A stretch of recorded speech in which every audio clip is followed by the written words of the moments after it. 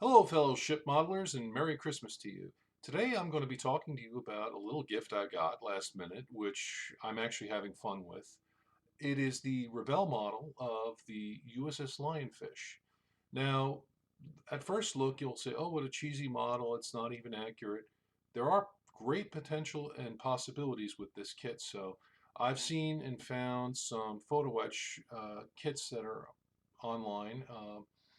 Mainly from Nautilus models, and they make the parts for the Baleo class conning tower, which Shapeways will release and does release in 3D. So you can actually get a 3D printed conning tower if you want to build a model of something like the Lionfish with their appropriate conning tower, or the sister ship, the Ling, which is currently in Hackensack.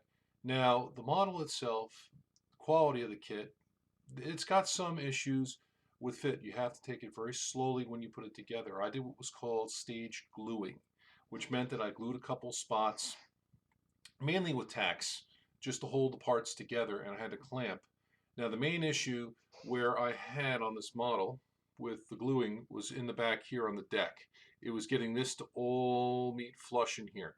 So that's the one issue. I had a very big clamp I had to use to get the clamping force to hold the parts together while the glue cured. Other than that, it went together pretty well. There's no seams, nothing major really to worry about. This seam up here tended to be the trickiest along the bow, because you have basically the hull, and then you have where the deck meets this area in here. So this can be a little bit tricky.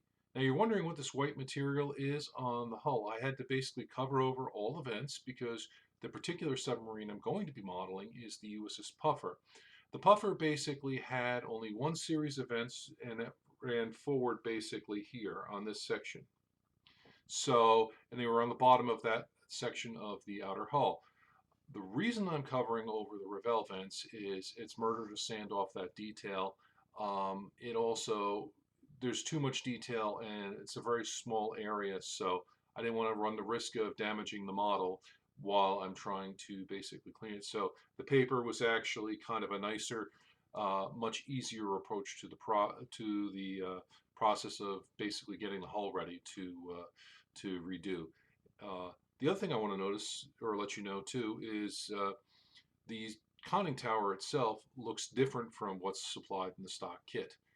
This part up here, where the white styrene is, that's actually on the Revell model an enclosed part of the conning tower, and there's a piece that wraps around on the front here.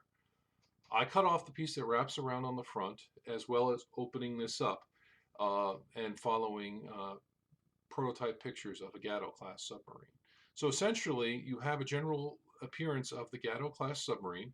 I also opened up the bridge here, which unfortunately the bridge in the stock Revell Lionfish kit is not open. It's actually closed. It's a solid piece of plastic. So I opened that up and filed it to the correct curvature inside. I did have to use a little bit of styrene along these edges here, just along on both sides, to essentially smooth out where that was. I did run them across the sanding block after cutting. I used basically the score and snap method, where I cut a groove in the plastic with my X-Acto knife, and I cut the groove deep enough to where the plastic would just snap and break off in a straight line. I did have to do some post cut sanding, and that's why I put that styrene in there. It's probably a little bit thinner. I know for some of you who are really serious rivet counters, dyed in the wool, um, it can be, I would recommend probably maybe using a fine wire or maybe a slightly different approach to cutting those parts off. Um, Apart from that, the conning tower is going to actually need some super detailing, which I'm going to do. I'm also not going to use the plastic parts that run along in here. There's a couple stanchion part things. I'm not using them. I'm going to be fabricating my own handrail stanchions from wire and thread. So I'll be putting them together and putting them aboard.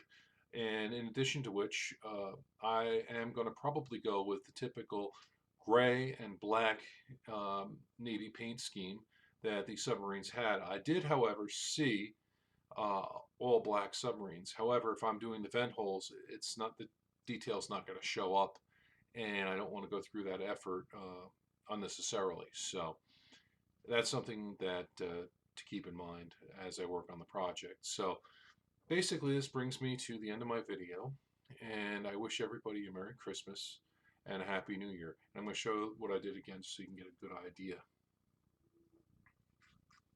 Rotate it around. There you go. Now, there's one more thing I'm going to leave you with a final thought. I did not glue, I did not make the diving planes functioning at this point. I basically made them so they're permanently fixed in their direction. I did that so basically nothing rattles around and it's loose. It makes it a lot easier to paint. So we're going to see what happens when I finish this particular version. So have a Merry Christmas and have a Happy New Year. Thanks. Bye-bye.